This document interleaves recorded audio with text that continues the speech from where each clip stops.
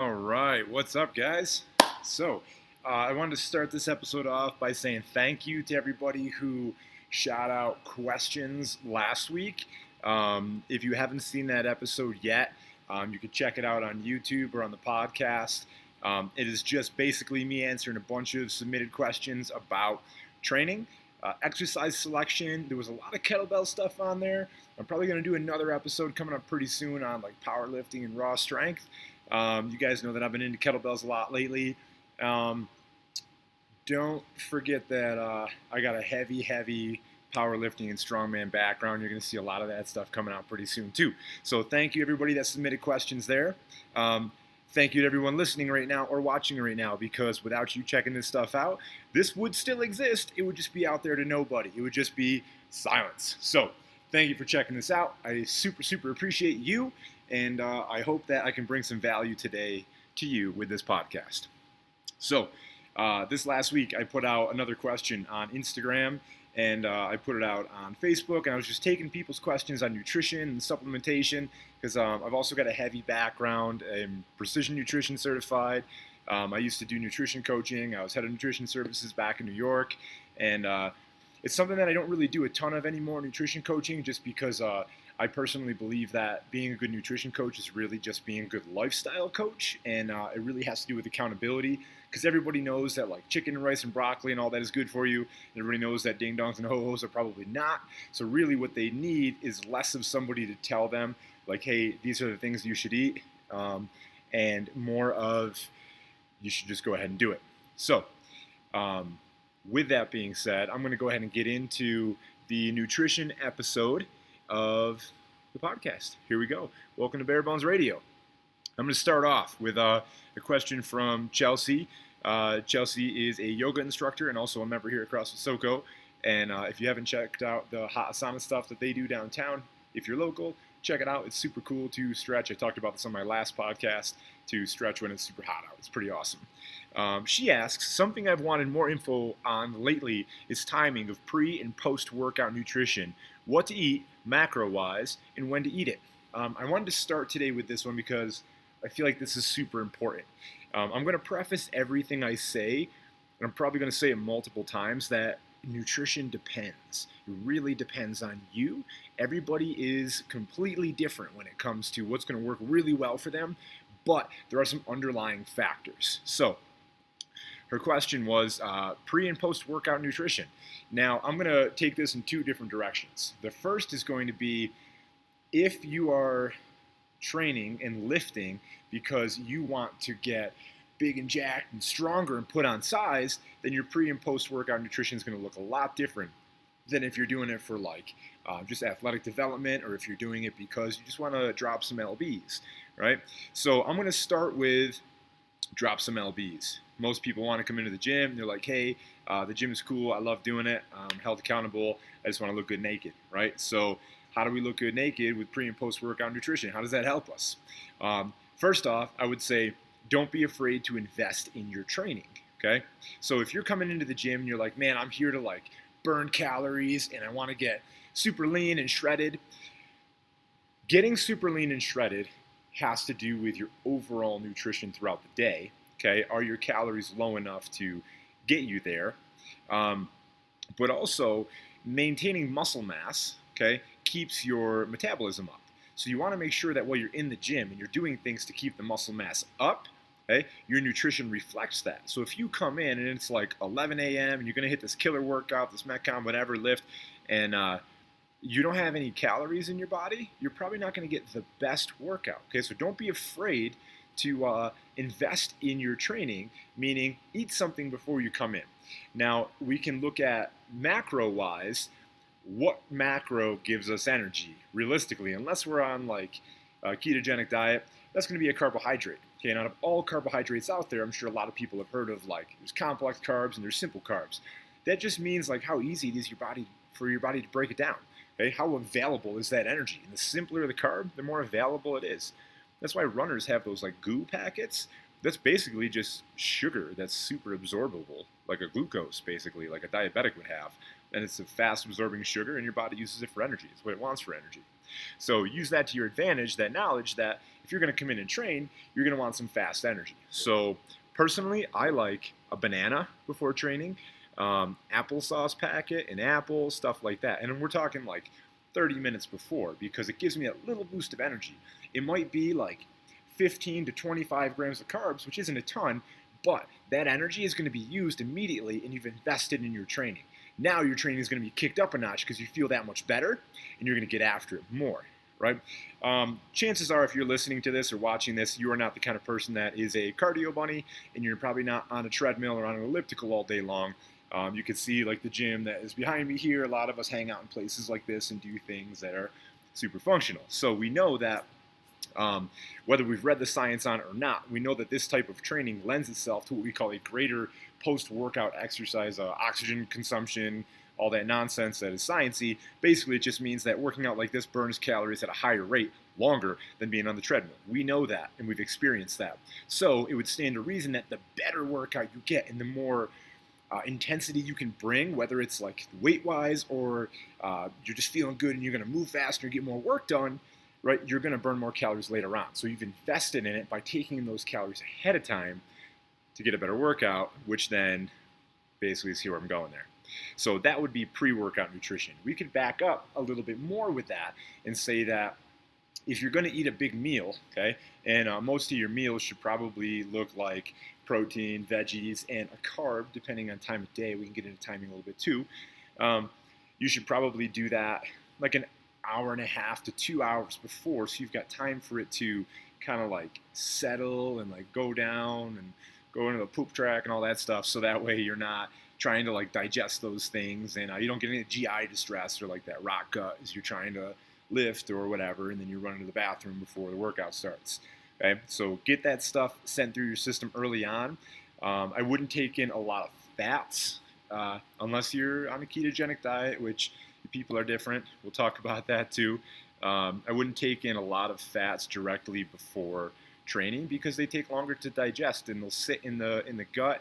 And then training really is like a fight or flight thing. So adrenaline kicks up and you get ready to go and you get ready to, and body processes kind of, it slows down that and it tries to excrete things, right? So you don't want all that stuff sitting in your gut.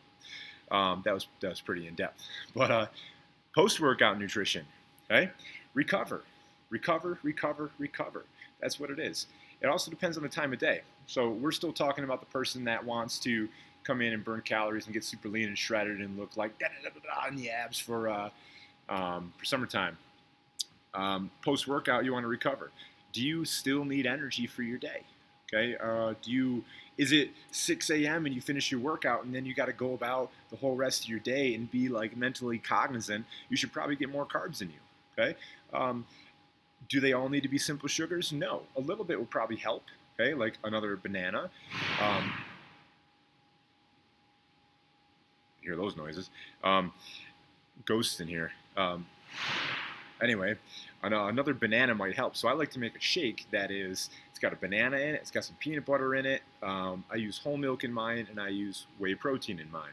That's because that banana is a quick carb to kind of replace what we've lost, and then protein is for recovery. Okay, so I think post-workout nutrition really should be centered on how do I recover from what I've done, okay, which is train, and what am I going to go about and continue to do for the rest of my day? Is it nighttime? Did you just finish your workout and it's 8 p.m. and now you're going to go home and like take a shower and go to bed? Then your post-workout nutrition should probably just be protein-based. Maybe it's lean meat and some veggies. Maybe it's a little bit of stir-fry, something like that. I will include, and I'm going to get into, we're in the gym because we want to get jacked and gain muscle, so I'm going to get into the idea of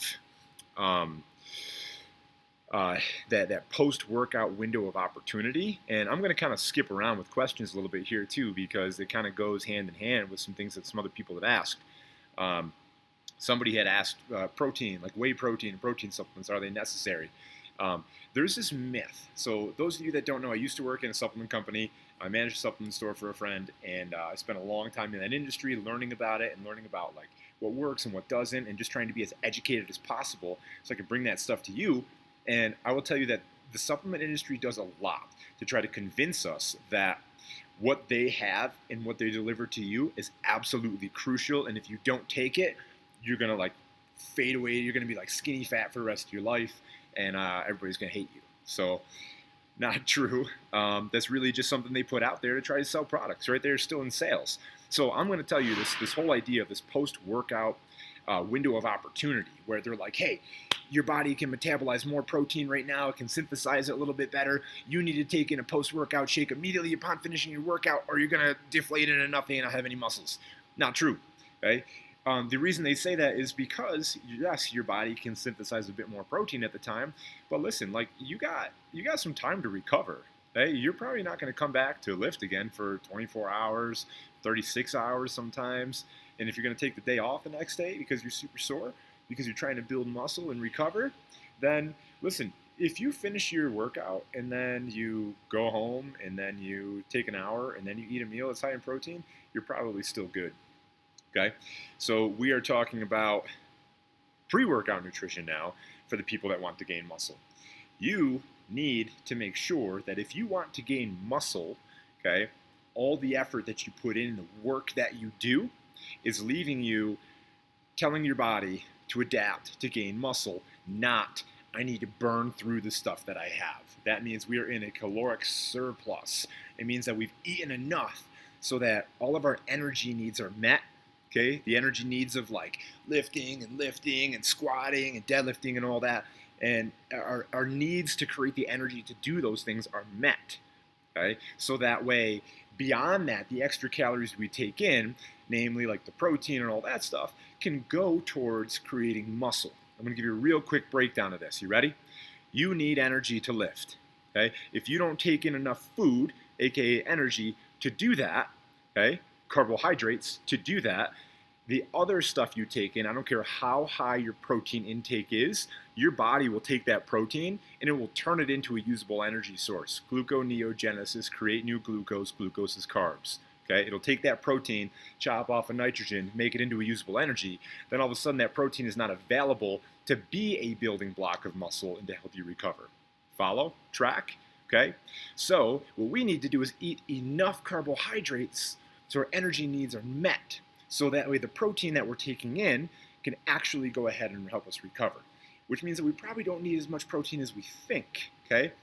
I'm like 220 pounds. I haven't stepped on a scale in a while. Probably about 220, 225.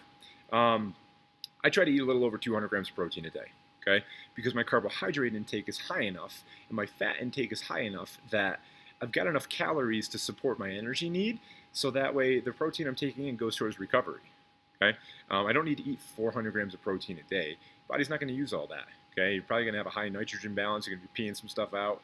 You're not going to die. You're not going to pee blood. People aren't going to hate you.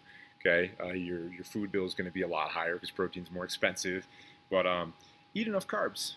Okay, so if you want to gain muscle in the gym, make sure you've got energy in the body available. Okay, so morning. I work out in the morning and I want to make sure I've got energy available so that way when I go lift I can gain muscle and get super strong and jacked and all that fun stuff. Morning meal is going to consist of complex carbohydrates, oatmeal, things like that, to go ahead and somebody looking through the window out here. I'm recording a podcast. Yeah. Hey. I don't know who that was. Somebody just walking by. Anyway, sorry, let me get back to this. A lot of homeless people out here come by, and they knock, and they're trying to get in and stuff. Big homeless population out here. Anyway, morning meal, complex carbohydrates, long-lasting energy, banana, short, fast energy. All right, so that way you've got all this glucose and these carbs and all this glycogen and everything running around inside you, so you've got a lot of energy. That's going to happen like within an hour of the time I start training. Sometimes I'll even bring a banana with me and eat it during my training to keep that up, because my goal is strength, my goal is size, my goal is power, my goal is to just be as big as I can and stay relatively lean at the same time. Post-workout nutrition, eat, eat, eat. If you stick to real foods and you don't use bulking as an excuse to get fat, you won't get fat. Okay? Don't eat everything in sight. Don't be like, hey, I lifted heavy today. I'm going to eat pizza and tacos and wings and beer and all this stuff all day long. You're going to get fat. Okay? You don't want to get fat. You want to get strong, and you don't want to look like. So I would go ahead and make sure that all of your food is a real food source as much as you possibly can. We're talking like meat, veggies. Doesn't necessarily have to be lean meat. Eat steak, eat 80% ground beef. It's cheaper, I get it. That stuff adds up. Lots of veggies because they're good for you. Carbs should be in the form of like rice, oatmeal, potatoes, stuff like that, and fruit. Really, if you stick to those things, you eat your face off in meat, veggies, fruit, and good carbs, you're probably not going to get super fat because it's going to be pretty self-regulating, right? It's going to be really hard to overeat on like burgers and potatoes or ground meat and potatoes with a bunch of broccoli in there. You're going to probably stop when you're full, and you're probably just going to go ahead and start packing on size to meet your energy needs and your protein needs. So I hope that kind of answered your question and cleared things up a little bit. Eat for what you've done, what you're about to do. Remember that carbs are energy. Use them appropriately, and you'll be okay. That is pre and post-workout nutrition. I'm going to move on.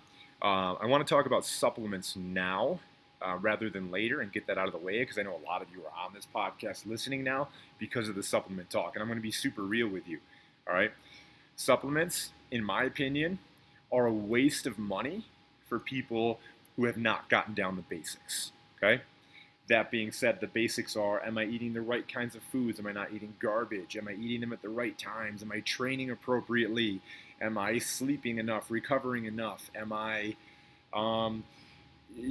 just making sure I have enough energy and my head is right and all those things? If that's true, okay, then you're probably not going to need supplements because you're going to feel like you've got your shit together because you've got a lot of energy and you're recovering and nutrition's working for you. You're probably not going to need them anyway. If you're not doing those things, if you're not sleeping enough, if your nutrition is garbage, there isn't a supplement in the world that's going to save you and make it better. Supplement, okay? Add to, that's the word supplement right there. Add to good nutrition, all right? You put like I don't know a ton about cars, but like, okay, Fast and the Furious, NOS, nitrous oxide, NOS, they hit the button and they take off, and put that in this old car I had, which was a 95 Civic hatchback that had like 90 horsepower, okay? That is not going to make that Civic hatchback win races, okay? That is a supplement to something that it should be good to begin with. Now, if you give me a car that is super fast, like not even like a Lambo or anything, but like, we'll stick with Honda Civic. Give me a brand new Honda Civic that's like got a good engine and all this stuff, or S2000, okay? I'm probably going to tell you like, yeah, that NOS would make that car faster, but I'm pretty good with that car. I probably don't need that to supplement that. I'm probably like, hey, this car is good enough. I'm not going to waste some money on nitrous oxide in this car, okay? So the analogy there is if you get the basics down and you make your body a better machine, you probably don't need to supplement with these things, okay? Common supplements that are okay? Protein powder, okay, go for it. Don't waste money on big, expensive brands of whey protein powder. I go to Costco. We buy the Optimum Nutrition Gold Standard Whey because it's like 50 cents a serving. You get this giant bag that barely fits in our cupboard, and a scoop is 20 grams. And that's awesome because I throw it into shakes. We throw it into like Kodiak cake mix. We make pancakes. We'll put some in there. Quick word on that. If you're baking with whey protein powder, be careful because it breaks the bonds. Okay, and it causes some gassiness in you when you eat it, and it's not as effective. So try not to heat up whey protein powder too much. There are other types of protein powder you can heat up, like collagen. That can be a whole other episode talking about those things. But supplements that I think are okay for people to have are protein powder, because a lot of us have a difficult time meeting our protein needs. If you are super on top of your nutrition and you're eating a ton of like meat and stuff all day long and dairy, and you're getting a lot of protein, maybe you don't need a protein powder. It's supplements. It really depends on where you're at. Simple rule, let's go like body weight in pounds, a little bit less than that, in grams of protein a day. I'm 220. I try to eat about 200 grams of protein a day. A piece of chicken the size of my fist, or a burger about the size of my palm, has about 25 to 30 grams. So I know that like if I eat,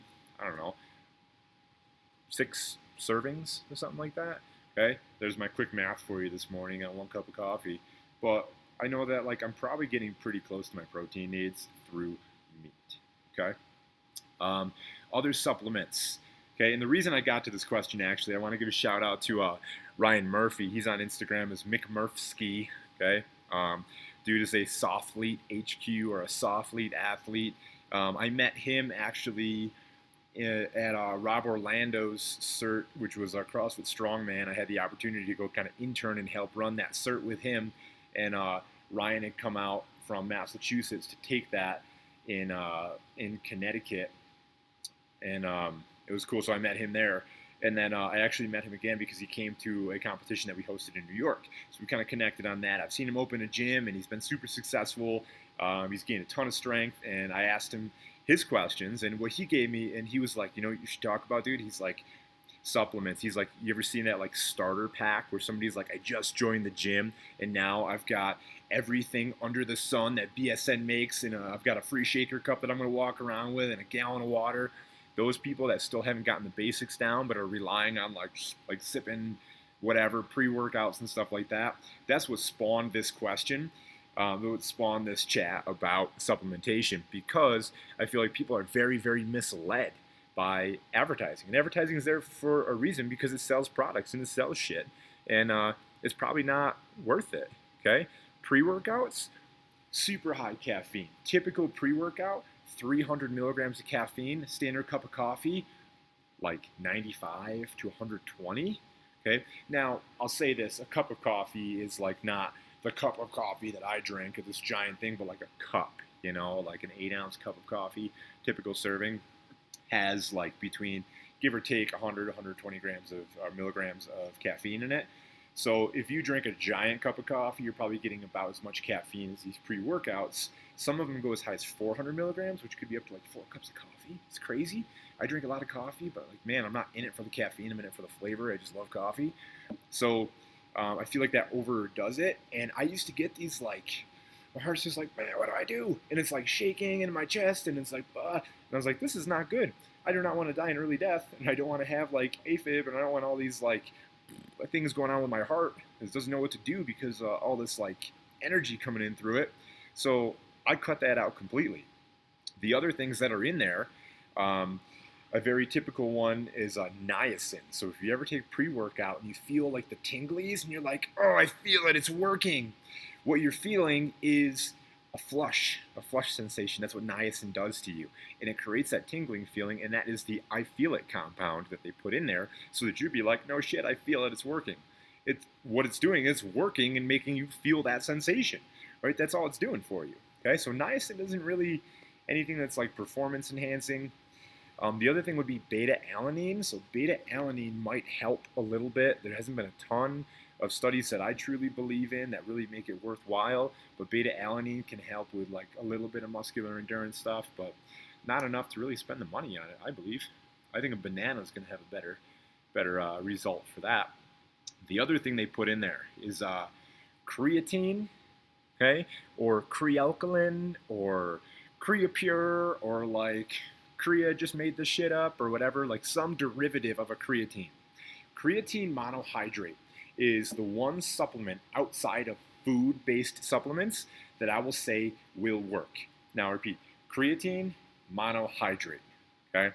That is one simple ingredient. It is called creatine monohydrate, okay? There's only one way you can get that, and it's as creatine monohydrate, okay? Hopefully I've said that enough. So if you go buy something that is like 30 or 40 bucks for a bunch of little pills, it's probably not creatine monohydrate. Okay, it's probably some derivative that they're like, it's pH balanced, it's buffered, it's it can uptake.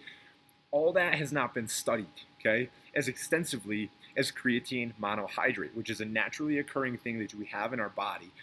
Some people have higher levels than others, and basically what that does is it helps you in this like second energy system that a lot of us use, which is like sets and reps, okay? Think like bodybuilding, 6 to 8 to 12, powerlifting, 1 to 3 to 5, things like that. Things that take longer than that explosive energy is that second energy system. And what creatine monohydrate does is it helps us create more, to put it bluntly, like this ATP, this energy, it helps us create that for a little bit longer. It extends that energy system a little bit, okay? That's what it does, okay? The issues are that people have taken those studies, okay, and now they're taking the effects of being able to train for an extra rep or 5 extra pounds, And they've taken the effects of that, which are, hey, if you can do an extra sets and reps and you're recovering correctly, you're probably going to gain muscle. Okay, so like creatine, proven to help you put on muscle. And now the problem is people are taking creatine and they're pounding it and they're like just expecting to put on muscle. You got to understand what it does. It works, but you got to understand what is it meant to do? What do you want it to work for? It increases your muscular endurance a little bit after it's been loaded in your system.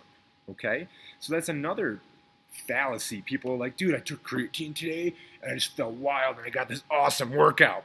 Not true. That is a placebo. That didn't happen really in your body. That happened in your mind. Okay, what happens with creatine is it loads into your system and it builds up over the course of a week or two. That's why there's these loading phases where they want you to take like 30 grams of creatine. That's the idea, is to try to load it in. Okay, you're not going to absorb all that. You're not going to use all of it. 5 grams a day, it's usually a scoop of creatine taken with a carbohydrate, because carbs spike your insulin and it tells your body to draw the sugars and the stuff that are in your bloodstream into your cells. And if other things are in your bloodstream with it, like creatine or protein, it draws that into your cells also. Okay, that's how we use carbs to our advantage with protein shakes and creatine and stuff like that. That's why the old school dudes were like grape juice and creatine, monohydrate. That's where the grape juice came from. They just needed a sugar spike so it would come into their cells. 5 grams a day, every couple of months. Take a week off or so to make sure that you're not like overloading this stuff. Probably not going to have too many negative effects. If you're drinking a ton of water, you'll be fine. Creatine, monohydrate, not any bullshit pH buffered, Cre-Elk, balanced, whatever, super mega dosage stuff. Okay? They like to put that in pre-workouts. Now imagine this. Now that you know about creatine, now that you know that creatine has to be taken every day in a small dose to stay in your system, do you work out every day? Are you going to take pre-workout every single day? Okay? Are you going to want to take a day off here and there? Probably. Okay? Now, if the only place you're getting creatine is in your pre-workout and you take a day off, are you going to take pre-workout on your day off to continue to get creatine and keep it in your system? Probably not. They put it in there because now they can say it has ingredients that have been clinically shown to increase muscle mass over the long term. Okay? It doesn't mean that their ingredients and their dosage and the way you're going to take it is going to do that for you.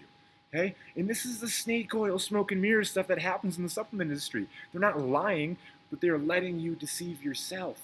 They're okay with you believing that cause, effect can happen, that their product is going to be the catalyst to that, when it's not always the truth. Okay?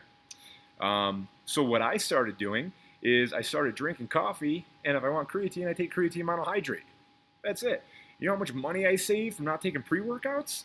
Dude, a pre-workout, like a typical pre-workout, $50 for like a month's supply? $50 a month? Come on. Like, what else can you get for $50 a month? Hey, like, there's a lot of things. That's like a third of a car payment. Like, think about like your mortgage payment or your rent and stuff like that. $50 a month, okay, is a hefty payment when you could just drink coffee and get creatine monohydrate, which, here's how you know if you're getting creatine monohydrate. You're probably going to get like 300 servings of creatine monohydrate. This giant jug is probably going to be like $15. Okay, that's like less than $20 a year for creatine monohydrate. That's how cheap this stuff is. Okay, and that's what you should be looking for. So pre-workouts, drink coffee. You can drink my coffee if you want. I got a coffee brand, Bare Bones Coffee. Ask me about it if you don't know. It's just coffee. It's just really delicious coffee because I love coffee. Okay, and creatine monohydrate, whey protein. Beyond that, all the rest, not worth it, man. Okay. I got a couple other questions here. I definitely deviated. What are we doing here? We're about half an hour into this, so I'm going to kind of breeze through some more of these. I think a lot of them I probably answered anyway. When should an athlete consider supplementation? Okay, depends on the subs, depends on the goal. It depends on how dialed in you are. If you are completely 100% dialed in and you want to take a supplement, like a vitamin supplement, and you're like, man, I'm not recovering well enough, first ask yourself this question, okay? If you're not recovering well enough and you want to take something like a glutamine, which is supposed to help recovery, should you be working out that hard? Okay, do you need to work out harder? Are you training for something? Are you competing at something where you have to push your body past its normal ability to recover with proper sleep and nutrition and hydration, okay, to the point where you need extra recovery? Or is your body trying to tell you something because if you're not competing, you're just like, hey, I just want to get big and jacked, and I know it's going to take a long time. Play to your body's ability to recover, right? I can recover at this level. Don't go way up here above it, okay? Work out to the level, train to the level that your body can recover from. And then you don't need all that extra stuff, okay? The caveat is if you are competing in something outside of recreation, like if it's your job, if you're a paid athlete, a professional athlete, then everything should be super dialed in. If it's your job, man, own that shit and dial in your nutrition 100%. Okay, and then if you need to supplement with like glutamine, fish oil, all that stuff because it's not recovering to the level that you need to perform your job, then you could talk about extra supplementation. Okay, otherwise, dude, save your money. Take your wife out to dinner or something with the extra money that you would have spent. Okay, I'm gonna move on. Let's see, hit some of these questions. I'm gonna drink a little bit of water while I look and see. Oh, Craig, Valhalla's Training Academy. Craig, he's a coach out there. That's a gym out in England that I follow. And dudes are pretty cool out there. Valhalla Training Academy. How cool does that sound? Okay? Training for Valhalla. His question was, currently 25% body fat. Would love to get to 15%. Any pointers? Yeah, totally. I would say that if you know that you need this many calories or you have been eating this many calories and things haven't been changing, drop the calories down a little bit. Simple as that. But I would drop them down. I would keep protein high, okay? I would make sure that you're filling up. So the hardest part, I mean, that's super simple to say, right? Drop your calories. Why doesn't everybody do that and get lean? Because we get hungry, okay? Because we're still training like we're trying to get jacked and strong and capable because that's what keeps our muscle and keeps our metabolism. And the problem with that is it makes us hungry. Our body's like, feed me. You just did all this work, okay? So what we need to do is we need to look for food that is high in volume but low in calories, okay? High volume, low caloric density. This is where veggies come in, my man. Lots and lots of veggies, okay? So think if you take like a serving of protein, like ground beef, ground turkey, whatever you throw in a pan, and you put enough stir-fried veggies in there to fill up this giant plate, you are gonna be full. Your calories will be down, okay? So you're keeping those things in check by eating enough volume of food to feel satiated, okay? But we're not filling up on things that also have the calories to go with it. Because those of you guys listening on the podcast, I'm making this thing, this motion the size of a dinner plate. Okay, if you've got this much food and you're getting like 40 grams of protein and like 30 grams of carbs because it's all fibrous vegetables like broccoli and carrots and beans and peas, not beans, but like split peas and stuff like that in there. Okay, you're getting all this fiber and all these veggies, and your calories are probably at like 300 to 400.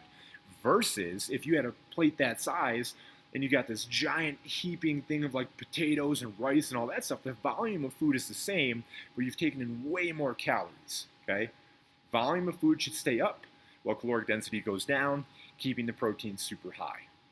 Okay, I personally, and everybody's different, have found great success when it comes time to lean out. I'm just focusing every single meal I eat around lean meat and veggies. Lean meat and veggies. I'll throw fruit in around my training, okay? But lean meat and veggies all day long. Breakfast, okay? I'll eat some eggs, a couple eggs. I probably won't put any extra meat in there, but maybe throw a couple of extra egg whites on top of the whole eggs, and then throw a bunch of veggies in there and make an omelet out of it. Lunch might be ground beef, ground turkey, leftovers from the night before, a bunch of veggies. Okay, or put it on top of a salad with like some grilled chicken or something. Dinner, big heaping portion of meat, bunch of veggies. Snacks throughout the day are going to be things like carrots and hummus. Going to be things like an apple, a banana. Throw some things in there to keep my energy up. Okay, otherwise, lean meat and veggies all day long or a day. Going to get you nice and lean today. Okay, yeah, I'm going to leave that question there, Craig. Hopefully that helps. I'm going to move on a little bit. Vin. My buddy Vin from back in New York, super in tune with his health, wants to know about hemp protein powder. He says it is exponentially more expensive than a whey or an animal-based protein powder. He says, the way he worded the question was like, the body digests it better? Question mark. I think he's asking me if the body digests it better and if it's worth it. And I think that's kind of where we're going with this question. how I'm going to answer this one, I'm going to start with, I don't know jack shit about hemp protein powder, aside from the fact that it's a plant-based protein. Okay, so I'm going to base this answer off of lumping hemp protein powder in along with plant-based protein powders, not soy-based protein powders, but plant-based protein powders. Okay, if anybody's a vegan out there, hopefully this little segment will help you a little bit too. So we take in protein because we need the amino acids. Okay, there's a certain amount of amino acids that we need. There are essential amino acids, and then there are amino acids that our bodies make already. Okay, and they come together complete. The ones that we don't make and the ones that we do make, we need all of them to create a complete protein to be able to be those building blocks, an effective brick for building what we need protein for.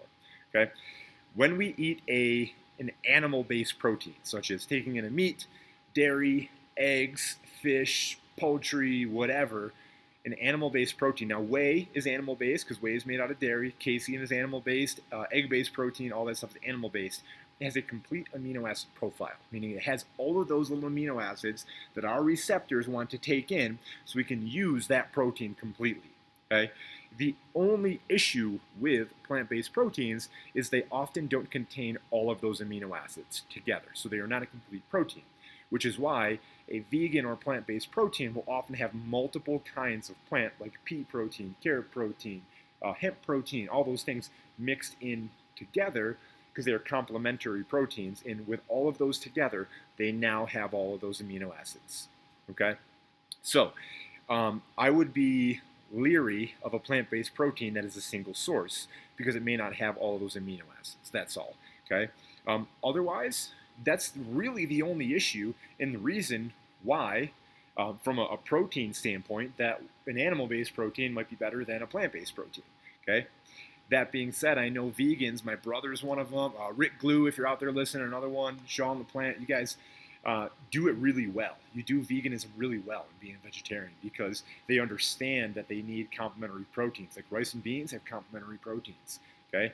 Vegetarians are typically a lot higher carbohydrate, so if you are trying to drop body fat, I don't think a vegan or a vegetarian is the way to go. Okay, but if you're already pretty lean and you want to stay healthy and stuff like that, and you're not trying to like pack on a ton of muscle at once, I'm staying vegan or vegetarian. Go for it, right? If you can live life without steak, not this guy. Okay, if you can live life without steak, that's your choice, dude, and you can do it the right way. So hopefully that kind of answered your question, Vin. If you have to take a protein powder because we can't hit that with our normal intake of meat, I think that a hemp protein powder, if it has supplements in it along like a pea protein and a rice protein, all those things rolled together to keep it vegetarian, and it has a complete amino acid profile, it will work well. Okay. The other half of that question was about it digesting better. Probably what we mean is like if we have issues with like dairy-based stuff, we might not be able to take a whey protein. So that's one way that a plant protein might come in a little bit better if we got some like lactose issues and some tooting issues from taking whey. The other thing is like protein synthesis. Okay, do we use it all? Probably not. Okay, I think as Americans, we take in more protein than we can use, especially if we go to like an all-you-can-eat meat restaurant where they like bring steak and steak and steak and steak. Probably taking more protein than you can use. So its ability to synthesize and use it all is a concern. Okay, but I'd say not a big enough concern that if you're going to break the bank to buy hemp protein powder, I think keep it simpler, and I'd rather see you just buy some extra ground turkey or an extra like fish or something like that, or some shrimp. Okay? All right, dude. I have way more questions than I'm going to have time to answer today, so I'll probably do another podcast episode middle of the week.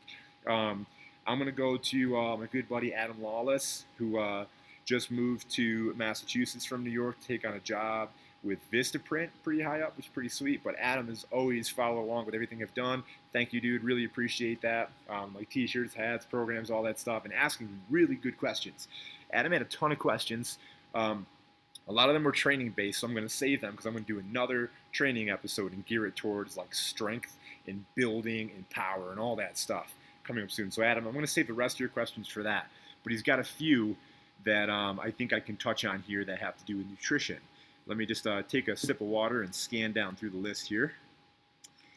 Let's touch on some alcohol questions. There's a good one. Adam asks, what food should I avoid, and are there alcoholic drinks I can have that won't cancel out my gains? Okay, let's get into this one. Foods we should avoid. Okay, somebody else asked a question. Oh, Gary, Knuckle Up Barber Gary from Gentleman's Corner Barbershop had asked me, he goes, top foods that are actually poison. So that goes along with Adam's question of what food should I avoid. I'll tell people from a basic standpoint, if you could take a plate of food, now I probably heard me say this before, guys, but like if you could take a plate of food or food and like give it to your grandmother, and she could have given it to her grandmother, and her grandmother, like 200 years back, that last great grandmother would take that food and look at it and be like, oh, thanks, dude, that's food. I know what that is. I've seen this before. It's food. But if she looks at a Pop-Tart 200 years ago, she'd be like, I see the shiny foil wrapper that reflects the sun in my face. I have no idea what that is. Looks like a mirror. And inside is this really odd, like colorful. I have no idea what that is. If it is unrecognizable as food hundreds of years ago, probably avoid it. Okay? If I'm sure you've heard this one. If you can't pronounce half or more of the things in the label, probably don't eat it. Okay? If it in its natural state, this food cannot sit out, okay, on a shelf, but you find a version that can sit out on a shelf, probably don't eat it. Okay? Like meat from a vending machine. Probably don't eat meat from a vending machine. Okay? Cheese from a vending machine. Have you seen those like meat and cheese stick combos? How long have they sat out in the sunshine in this hot ass vending machine in the sun? Okay, you got like 30 days worth of just like baking. What do they put in that makes it keep and look like cheese? Probably the same shit they put in McDonald's food that like French fries sit out for 3 years and still look like French fries. Okay, don't eat that stuff. That's probably poison. Other things that are probably poison. Let me think here. Things that I would definitely avoid and probably not ever give my daughter. Juice, right? These drinks. So like soda. We all know that soda is garbage. Drinks that have a lot of stuff in them. I think you should drink water, coffee, okay, black. Okay, if you got to put anything in it, put a little bit of whole milk, a little bit of almond milk or something. Not like synthetic sugars and all that. Just you're being an adult, right? Stop eating things that kids would eat because they're yummy and you love them and they feel good in my tummy. Okay, if you're gonna eat like candy and soda and you're over the age of 9, okay, take a good hard look at your willpower and decide that you should probably stop eating garbage and getting Happy Meals and getting Big Macs and McDonald's and thinking that like Dunkin' Donuts coffee that, oh, I'm going to drink coffee because it gets me going, but only drink it if it tastes like cake, okay? Be an adult and don't make those kinds of decisions, okay? Realize that we need to do some things that maybe aren't the most delicious. Got a little fired up about that one, okay? Coffee that tastes like cake and peanut butter cups and all that stuff, and adults drinking it every morning on the way to work, okay? These giant sugar bombs because it comes from Dunkin' Donuts. Oh, just getting my coffee. That's not coffee, that's dessert, okay? You shouldn't drink that every day. That's poison. Moving on. Adam, I'm going to touch on the rest of your questions in the next episode because they're all phenomenal training-based questions and a lot of his questions. So here's a little teaser to watch the next episode after this one. It's going to be built on bodybuilding, gains, gaining muscle, being powerful, getting strong, staying explosive, staying lean, staying mobile. It's going to be a really cool episode. I think a lot of people want to get into that one. So Adam, I'm going to get to your questions next episode. I'm going to come back to Gary. Gary had some other good ones. He wants to know if he can be on ketos and drink beer. Now, I'm going to approach this question in 2 different ways because I'm not 100% sure the way he was asking it. Be on ketos. Does that mean like taking a ketogenic supplement and intaking extra dietary ketones? Because there are supplements like Keto OS or things of that nature that market to people that are supposed to be in ketogenesis or ketogenic diets and all that garbage that they want like extra ketones for energy. Yes. Okay, 100% you will not die if you are taking in those ketos and you take in beer. Okay, I guess it comes down to why are you taking ketones? Is it because somebody told you that they are good for you, they give you energy? And if that's the case, they're still probably going to give you some energy. They're going to give you some dietary value. And sure, you can still drink beer. Um, Now it's going to come down to the specificity of your goal and why you're taking those ketones. If you're taking those ketones because you are trying to be on a ketogenic diet and be in ketosis, beer has a lot of carbs. So like, unless you're finding like a super low carb option, like a Mick Ultra or something, you're probably going to take in too many carbs and it's probably going to knock you out of ketosis. And then that diet is no longer working for you. Okay, ketosis and ketogenic diet is a really tough waterway to navigate. Okay, and there's a lot of like constituents that make it really tough to have this life where you're like, hey, you know what, I'm going to go on keto because I think it's really good for me and I want to lose some weight, but like I also like my life the way it is. Like I like going out with my buddies, I like drinking booze and stuff here and there. Keto probably isn't the way for you. That's all. So it's just being honest with yourself. Like, do you really love beer? Does that make you happy? Does it improve the quality of your life because you are a more mentally stable person because you've had like 2 beers on the weekend with your buddies? Don't do keto. Drink beer and then just go on a diet where you're like, okay, the rest of the time I'm going to eat meat and veggies. And just make good choices like that. He also wants to know if there's any nutritional value in beer. Nutritionally, there is nutritional value from the sense of like you're going to get calories from it, but value from the way that we use the word value, I'd say it's more of an emotional value. Okay, it's more of a mental value to beer. I love beer. I drink beer pretty often. I really feel better when I give myself that beer that is super dark because it usually comes along with like going out to a really sweet brewery and getting some nachos with my wife or hanging out with some buddies and having a beer, throwing one back, talking about the kick-ass training session we just had, and that is emotional and mental value. So I am not dogmatic and I would never tell anybody, dude, beer, you're going to die. Get rid of it. It's going to kill you. No, man. If you like, you probably shouldn't like be an alcoholic and all that nonsense. And if you are an alcoholic and you're listening to this, and probably just disregard this whole beer talk. But like, I think beer has value.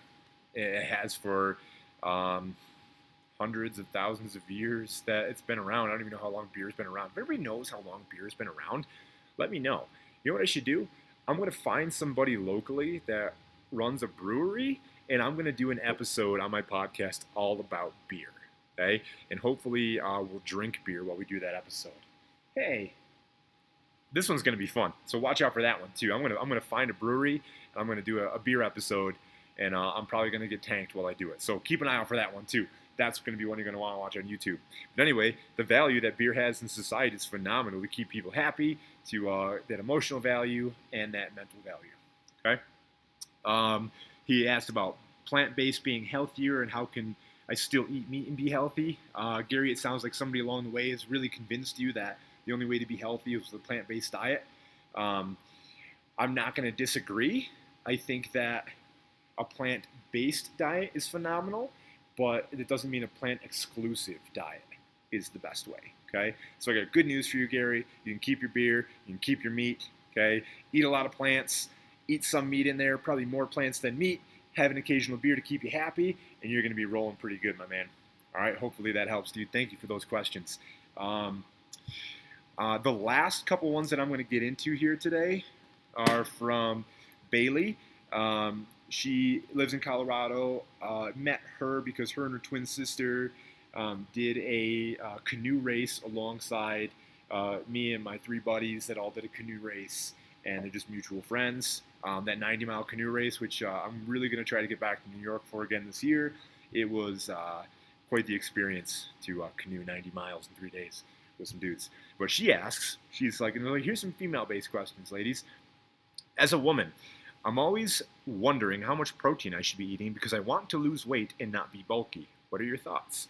Great question. Great question. The whole bulky thing with females. Hopefully, in 2019, we put it to rest that muscle, training for muscle as a female does not equal bulky, like cupcakes and cake and margaritas and girls' night out and bricks of cheese equal bulky. Okay, bulk is fat. Bulk is not muscle. Okay, hopefully I'm not bulky. Okay, took a long time to get bulky, by the way. Okay. So first off, I'm going to tell you, ladies, try to get bulky through training. Okay, not food. Try to get bulky through training. You'll get super lean and jacked instead. Okay, you'll probably get that physique you want. Protein is for recovery for muscles. Okay, so if your carbs are to a point of just enough to like give you some energy, and you're eating protein to help recover, so you're not super sore and you're not overeating, you're not eating to gain, you're probably not going to get too bulky. So let me get a little bit more specific with this. You want to lose weight. Okay, so I'm assuming you want to lose body fat. People don't care about the scale as much these days. They just want to lean out. Okay, that's what we're talking about with losing weight. We want to lean out, so we want to hold on to muscle because muscle keeps us metabolic. You might not be trying to gain muscle, but you don't want to lose any of it. So we still have to help that muscle recover to a point of staying on our body and not becoming energy, because our body's like, hey, I don't have enough energy. I'm going to break down muscle and use it. So we need enough protein. Ladies, I would say typically, let's go. I'm going to throw a number out there. There's not really science-based. This is experience-based. 80 to 85%, maybe even 90% of your body weight in pounds in grams of protein. Okay? So you are if someone is a 150-pound female, I would say like maybe 120, 130, 140 tops grams of protein, okay, if you're really trying to lose weight. Because what comes along with protein often is not just protein. If you're looking at like, hey, I'm going to eat steak or burger or something like that, and it's got that many grams of protein, oftentimes it has extra dietary fat in it, which adds extra calories. Not that dietary fat is bad, but calories, we're trying to keep it down a little bit, okay? And I would come back to a previous answer where I said try to fill up on lots and lots of veggies too, okay? Eat lots of lean meat and lots of veggies, and you'll be satiated, you won't be super hungry, and then you can go ahead and continue like high intensity exercise, some weight training, some like running, sprinting, stuff like that, and still be athletic without losing muscle, because then your metabolism goes down, and then it's just like this like negative feedback loop. Okay, Bailey, good question, thank you. She also says, I know that breakfast is important, but I find myself rushed and then hungry at lunch and don't always make the best choices. This is super common for people. Can you recommend some quick, healthy options for breakfast? Okay. So she wants to eat breakfast. She's not avoiding breakfast on purpose. Okay. We just get like super busy sometimes. I used to have teens that would tell me this all the time in my teen class, and they'd be like, I'd be like, what'd you have for breakfast today, dude? And they were like, nothing. I'm too busy. I'm like, not too busy. Okay. You're not too busy because you can. So here's one quick, easy one. Crack an egg in a bowl. 1 egg, 2 eggs, whatever, 1.5 eggs, if you like whites, throw it in the microwave, just stir it like every 20 to 30 seconds, and within like 2 minutes or less, you got an egg patty, okay? And then you can like throw a little bit of cheese, a little bit of hot sauce, or like some veggies on top of it, eat an egg patty. It's a pretty good way. Grab a banana, make a protein shake the night before, a smoothie that maybe you put like some almond milk, a little bit of peanut butter or almond butter, half a banana in, and then you've got like some carbs, some fats, and some protein to kind of get you satiated throughout the day. It's super common that people who don't eat breakfast on purpose get to lunch and are super hungry and make bad choices. Okay, it's just our body being like, hey man, get me some food, I'm hungry. And then society and environmental standards have taught us that we get good, quick energy through things that gas stations have. Okay, so that's why we make those choices or fast food when we're super hungry. This is also a caution I'm going to throw out to people that are experimenting with intermittent fasting. Okay, so intermittent fasting is curious to me because 20 years ago, if you were into fitness and your ma skipped breakfast, you were like, Ma, don't skip breakfast. It's the most important meal of the day. You need it. Now, fast forward 2018, 19, and all of a sudden it's like, no, that same dude's like, no, I don't eat breakfast. I intermittent fast every day. And all of a sudden it's cool because we put a name on it, right? That's whatever. That's what happens in the fitness industry. Intermittent fasting, let me touch on that real quick, can work. It can work because if you've only got 6 hours to eat, it's going to be really hard to overeat in 6 hours. And don't get me wrong, I could do it. I'll take that challenge. I could overeat in 6 hours. But if you're conscious of it and you're like, I spent all this effort not eating for 18 hours, Okay? I'm not going to throw it away by eating garbage, and then they try to eat healthy foods, and their calories are down. That's just what happens. They end up eating fewer calories. Okay? There's no real like magical mystical thing that happens. They eat fewer calories, they eat better food because of the effort they put into not eating for 18 hours. They don't want to throw that effort out the window, so they eat better foods and they lose weight. It's great. It works. If you can do it, awesome. Okay? That's really my rant on intermittent fasting. Do I do it? No, because I like eating. Okay, I'm one of those people that, like from the Snickers commercial, I'll turn into like a damn monster or something if I don't eat in the morning, and I just like my food. It just keeps me going. You gotta be very self-aware and see the kind of person that you are. And like Bailey's question, she says, I don't eat breakfast and I get super hungry and make bad choices at lunch. Intermittent fasting is not for her. She knows that. She should eat breakfast. Easy choices are things that you prepare the night before that you can grab on the way out. Something you can drink is a lot easier because there are fewer barriers between you and food, like chewing, okay, because you could just drink it and go on about your way. Is it the best choice? Probably not. But if you're honestly not going to sit down and cook a bunch of bacon or turkey bacon, eggs and omelets and toast and all that stuff because you don't have time, then don't try to be that person. Be self-aware and know that like a smoothie is probably the way you're going to go. Okay? Guys, this has been super fun. This has been a long episode. This is coming up on an hour, and you guys that know me know that I could talk about nutrition forever. So I'm going to leave that there. I had phenomenal questions come through. Thank you. Episodes that we can look forward to for the future are going to be another Q&A, mostly with the questions from Adam because they're phenomenal questions, but I'm going to base that one on how do I get big, jacked, strong, stay lean, stay mobile, stay athletic. Okay, I expect to see probably a lot of questions from the CrossFit community, people that are joined CrossFit without any prior experience to gym life, and they're like, hey, I see all these top-notch CrossFitters that are big and jacked, and I'm coming in and doing the WOD every day, and I'm not big and jacked. What's going on? We're going to address that. Okay, don't WOD so hard, bro. Eat more, lift more. That's it. We're going to have a whole episode on that.